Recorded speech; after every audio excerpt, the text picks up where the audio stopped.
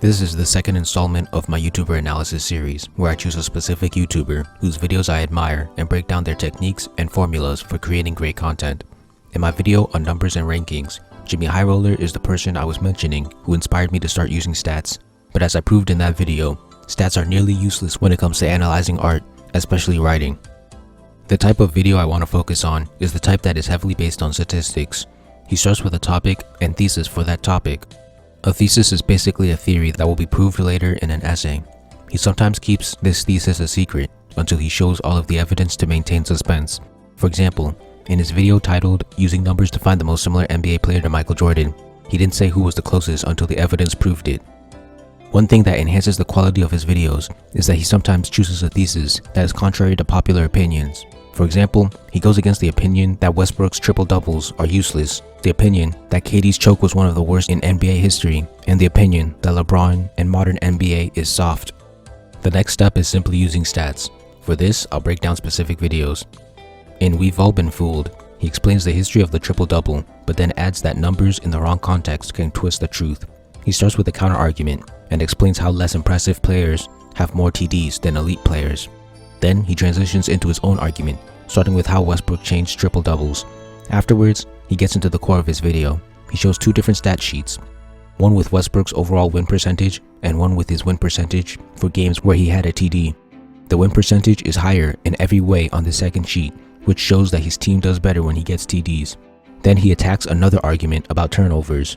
Using the same strategy, he shows that this time, having less turnovers barely affects his win percentage. My next example is KD's choke from something I never thought I would see. He starts by putting into context how poorly KD played in the recent playoffs. Then he asks the question that the thesis will answer at the end of the video. He goes over a terrible playoff performance by MJ in the past to put into context how he came up with the video. He shows stats like KD's playoff points per game and playoff effective field goal percentage over the years to show just how bad 2022 is, leaning into the idea that this might be the worst. After doing a lot of research, he makes a graph to show playoff chokes by legends. After explaining how bad some of these were, he shows where KD lands, which is not that bad compared to the rest. My last example is about LeBron's softness in NBA legends are coming after LeBron James.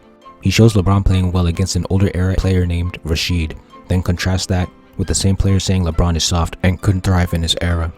Using stats, Jimmy shows that during that player's prime, LeBron was dominating and continued to dominate afterwards. To reinforce his points, he compares stats of legends during and after Rashid's era to show that there is no correlation between success and era.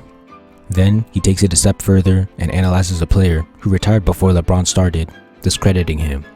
Rodman said he could lock up LeBron, but Jimmy uses similar players that Rodman played against, like Bird and Malone, and shows that he couldn't lock them up with statistics. Next, he shows an opinion from an old player, Gilbert Arenas, that is similar to his thesis, which is that players adapt to the rules. Afterwards, he brings up KD being downplayed by the same two that glorify their own era. Unlike LeBron, KD has no comparison, and Jimmy concludes that neither would be able to stop him. Finally, he shows more of Gilbert's comments, and concludes that great players can adapt to any era, and the reason they seem soft is because the rules have gotten stricter.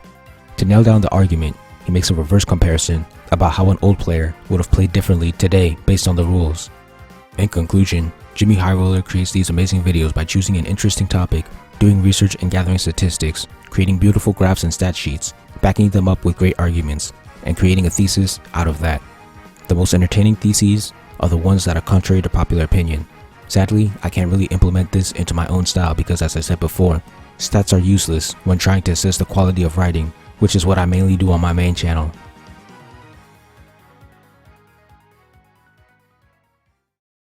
Thank you for watching. Please like, comment, share, subscribe, and help me revolutionize the manga industry by buying my manga and spreading the word. All important links will be in the description.